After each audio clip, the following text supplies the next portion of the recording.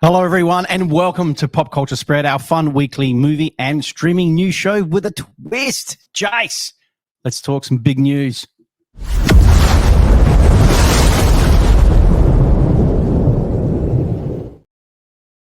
Let's talk some Margot Robbie, and it's not Barbie news. It's something better. All right, Margot Robbie's production company is adapting a live-action feature of The Sims. This is interesting, Jace. Were you a big Sims fan back in the day? I am. I set many a house on fire with inhabitants and made many a people drown in the pool. No, look, I like The Sims. I think it was one of those things from the early and mid-2000s which kind of took off. On the surface, does this not sound like a dumb idea? On the surface, Rick? It does, right? It sounds like But in a world where we've had Barbie, we've had Lego movie, you know, these high-end concepts of having Margot Robbie's production company doing The Sim is actually probably a huge money-making idea. And it also goes to show the power that Margot Robbie now has because of the success of Barbie. Now, there is no word on whether she'll actually be in it or not, or that's something, but they are developing it. Now, according to the Hollywood Reporter, and just a reminder, guys, all our stories come from joeblow.com, so big shout out to them. Kate Herron. Now, you may know Kate Herron. You may not know her name, but I know her because she wrote the second season of Loki. The first season of Loki, which I loved. So she's a very talented writer. Hey, man, The Sims, before you know it, we'll be lining up and going to see The Sims at the cinema. What do you think, Rick? I don't know. I didn't play much The Sims. I know the game, I think it was big back in, the 2000s, late 90s, whatever it was. Look, looking at this, I'm going, this is a stupid idea. But then I look at it and go, you know what? Margot Robbie pulled something off with Barbie, and this definitely could be another success of Barbie if they do it right. And they have the right people behind it. Well, it came would off I rush the to see it? No. No. I wouldn't rush to go see it, but yeah. Well, this just came off the back that they had signed a large a production, big development deal with Warner Brothers, Robbie. So Robbie would comment and go, we want to make more films that have the effect that Barbie has. This is her saying it. Why can't it be another big, original, bold idea where we get amazing filmmaker, a big budget to play with, and trust of a huge conglomerate behind them and go really and play? I want to do that. So she wants to do more of that. However, the only fault with that comment is it's not an original idea. It's based on a video game. So it's not really original, but I'm behind it. If she goes, well, here, this wasn't a Marvel film. This wasn't a Star Wars film. This was a toy, and we made it to one of the biggest films of last year. So let's do more of that. So I support her production company in, doing more of this stuff. And The Sims, hey, it was when it was big, dude. It was huge. It was big. Yeah. Is it still around now? Or are they kind of the adaptations kind of just dead? I kind of checked out after Sims 3. I think there's a 4. I think there's a whole online thing for it, but I don't think it has the popularity that it once had, Rick. That's for sure. Oh, well, we'll see. Maybe she'll win an Oscar for this one. Who knows? All right, Jace. Let's get into some other news.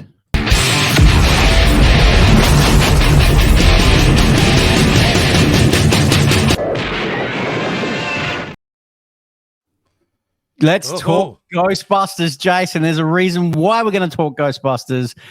The heading for this one is Ghostbusters Frozen Empire is on track for an opening in the 42 to 44 million range. Now, adding to that cash flow is us two. We actually have literally, half an hour ago come out of the cinemas and watched this? Yeah, we did. We went and saw this film. So initially when I had this story up, Rick, I was going, that's, I don't know if it's going to achieve that because the word around Ghostbusters, the reviews, have not been good for this film. No. And which we can all know that really affects the box office. However, when we went today, Rick, and we go on a specific time, we go Sunday mornings here in Australia. That's been our tradition for 25 years. Yep. Yeah. So normally it's pretty quiet. That's why we go. It's pretty quiet. But today, mate, it was not quiet.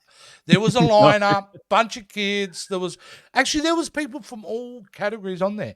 Now, can I give you my opinion on the film? Yeah, go, Jace, go. Because it has been a lot of very strong commentary on the film.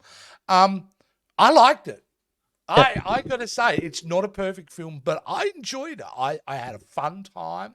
I think the movie does really drag in its second act, but it's saved by its third act. And, I don't know what everyone's hating on. Like, for me, I went in with low expectations, and it delivered it. And I'd watch it again. What about you, Rick? Mate, I enjoyed it. I really enjoyed this movie, especially it was fun to see many of those actors that reprised their roles from the original movie as well. Had a lot of that nostalgia in it as well, but it wasn't flooded with that, which was really good as well. Yes, a lot of people were saying that, Phoebe, it was more of her movie and she carried that film. It wasn't a bad thing, but probably one complaint is I would love to have seen a bit more Bill Murray. But all up, I enjoyed this movie. I had a fun time going into it. And when we walked into the cinemas and we said there was a lineup and all that, it was actually good to see different generations come see these movies. And that's what it's all about. Yes, the kids were annoying and weren't paying attention to all of that. They're annoying to you. Yeah. But overall, yes, I really enjoyed this movie. Yeah, look, big shout out to Kamal Nanjiani, who I think almost stole the film. He wasn't in a hell of a lot, but I find that guy hilarious, and I thought he did a great job. Look, it's not for everybody. Some people are hating on this, and they have every right to if they didn't enjoy it. But for me, my experience was a positive one, and I hope because of this story, I hope it does track well. And you know what, Rick? I wouldn't be surprised. I think it would do well. It does well this weekend. And I don't know if it's got legs, but I wouldn't be surprised. So, yeah, there you go. Ghostbusters Frozen Empire. We kind of liked it. Not everybody is. But like I say, film is subjective. So just go to the movie and make your own mind up. That's it. If you walk out and you enjoyed it, that's it. That's all that matters. So, absolutely. All right, Chase. Let's go to another franchise, another 80s franchise that's in the movie. It's a big sequel this year. Yes. Let's talk a bit of Beetlejuice, which is exciting. It's confirmed that Jeffrey Jones is not in Beetlejuice. So if you are not too familiar with Beetlejuice, well, you're about to. Yeah, Jace, what's going on with the story, mate? Well, Jeffrey Jones, you may know, who played the father in the original one. Yes. No, he's definitely not on the film. And just Google Jeffrey Jones to find out why he's not in there. And you will be horrified and shocked and thank the Lord above that he is not in this film. Okay. That guy is a predator, a pedophile. He's been convicted. Well, enough said then. Enough said. So that's the reason he's not in it, all right? And it's not really the whole story because glad, damaged individual not in movie. Good news. But the teaser trailer also came out this week, Rick. And we get to see, as we're looking above, our first look at Beetlejuice. Yeah. And he's looking rather sinister there, isn't he? He's looking the really juice good. Is loose. Yeah, the juice is loose. And, I'm really excited about it. He has come out recently, and I think we spoke about this last week, actually, and he's saying, look, this film is really good. And he doesn't need to say it. So I'm starting to build the hype for this. I think Beetlejuice is going to be a good time at the movies. And honestly, the loss of Jeffrey Jones is no biggie because you see it in the trailer. They're at his funeral. Yeah. So they've written out well. That's what must bring him back to the house is that he's died. So they've kind of overcome that anyway. So, yeah. So I'm just glad you're there. I'm looking forward to it for sure. And, Tim Burton's behind it, so I think this is going to everybody's on board. So, sure. It was great to see Winona Ryder, going back into that room, realizing, holy shit, he's coming back. Yeah. And I really like that little moment because, she knows what he's going to do. He is uncontrollable. So, and he looks good. He looks like he's been away for 36 odd years, so he looked like he would. So I love it. I'm just digging it. And if you want to check out that trailer reaction, well, all the links down below and check that out, guys. Awesome. All right, Jace. Let's get into another. Well, do we really want to get into before we do that, just a friendly reminder, mate, maybe let everyone know what's going, how they can subscribe and join in on the fun. Yeah, guys, all you need to do is follow us on all our social media platforms. All the links are down below. So hit that like, subscribe button, and hit that notification bell so you know exactly when our videos will appear and you don't miss out. Yeah, absolutely. And they can catch us on podcasts too. And podcasts as well, yes. On Spotify, Apple, and Anchor, and we're all good podcasts I've found. I'm so excited about all these shows. I'm still hyped about Ghostbusters, mate. Jeez. All right, next story. Let's get into the next story, mate. This is I'm not looking forward to this one. Joker 2. There's some news about this saying that this is going to be a musical and it will be at least 15 covers of well-known songs. Now, we know this is going to be a musical. Why? I don't know. Is this going to work? I'm not going to say no. However, it's such a departure from the first film, right? Which is a hard R, early 80s set kind of psychological tale, and now we're going to tell a love story in a musical format, which I still believe is rated R. I don't know how they're going to do it, but damn, am I interested to see this first trailer now, Rick, because what are they doing? Like, can you do an R-rated musical about the Joker? I mean, it sounds so insane. It doesn't sound like it's going to work. And, musicals, man, like, I don't mind a musical, Rick. I've been known to enjoy a musical. Chicago, I love that film. However, like, man, they've seen a lot of garbage as well. So you better get this right because people love the Joker film. It's a big call, though. Like, coming off the first Joker movie, which was phenomenal, and it made so much money, and it was unexpected, and it was just a masterpiece. But now we're going into a musical. Is it going to be like Mamma Mia or Moulin Rouge? Is it that the style that it's going to go in?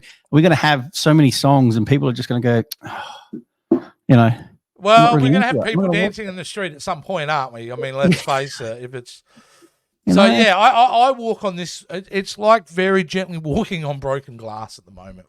In my thoughts and feelings about whether this is going to work. I think, I'm not so sure. 15 cover songs that are well known, and plus there's room for originals as well. Like, it just sounds like this whole movie. If they said, the soundtrack's going to have 15 songs, well, great, But the fact that we're going to have them singing these songs, I don't know. I mean, I don't know. But, mate, it's $1 billion movie, The Joker, so everybody's all on board. Let's see what they pull out.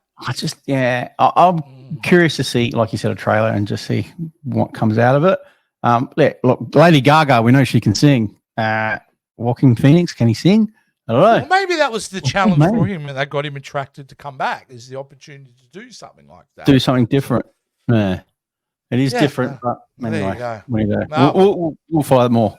All right, Jace, let's get into the train wreck of the week.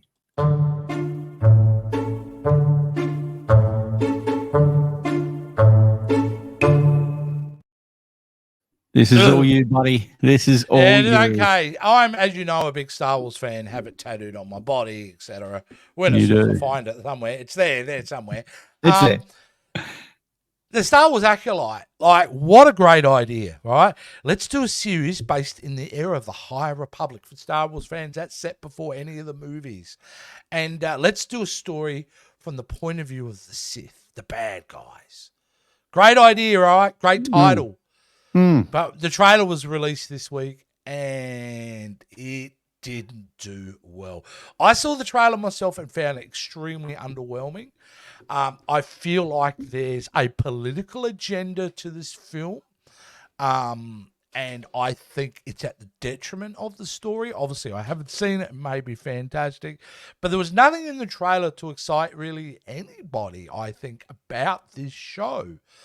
And people, I'm not alone in these thoughts, because look at the amount of dislikes this has got. The trailer for The Acolyte garnered 51.3 million views in its first 24 hours, Lucasfilm announced. That's good. Okay.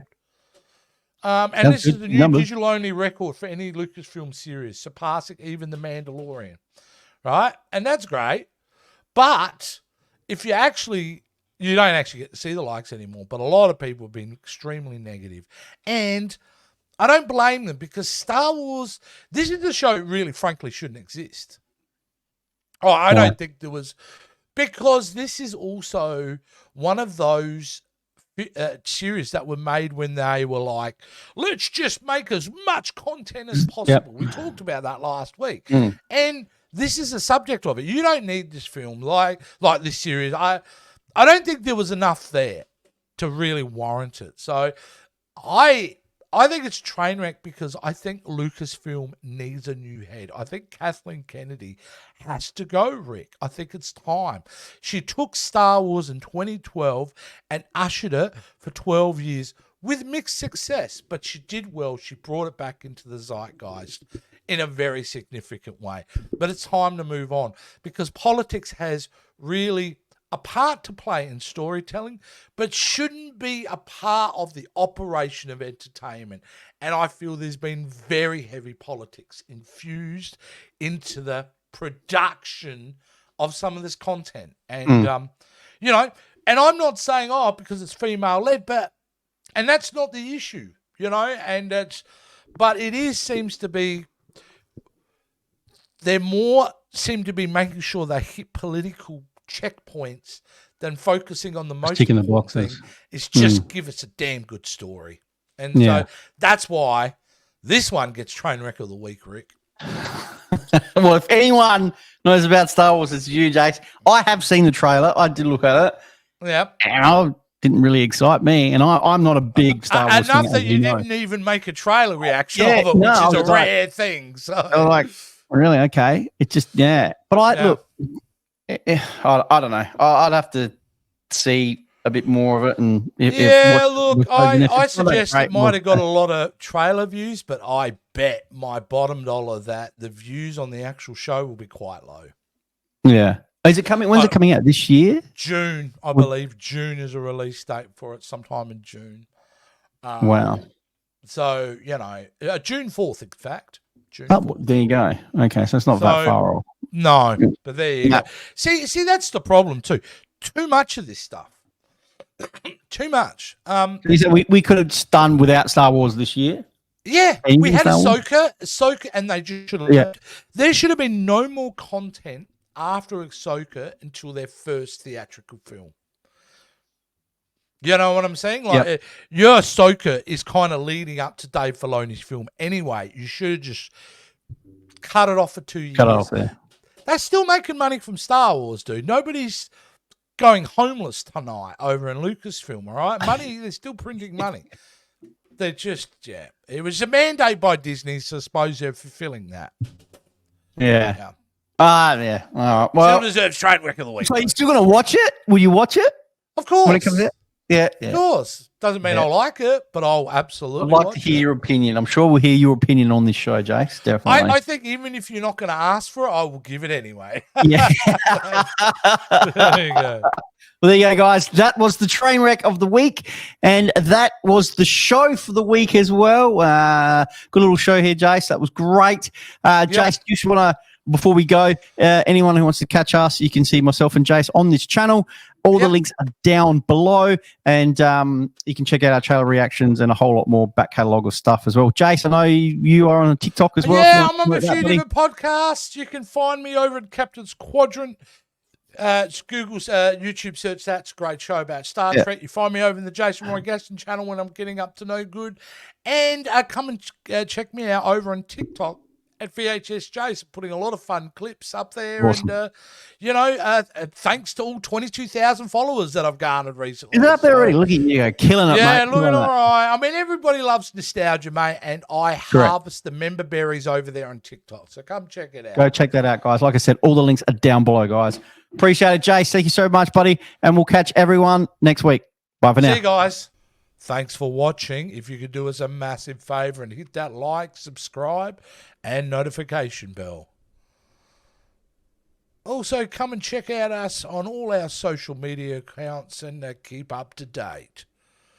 And if you're looking for some clothing, you're needing some merch, we've got you covered at the Pop Culture Spread store.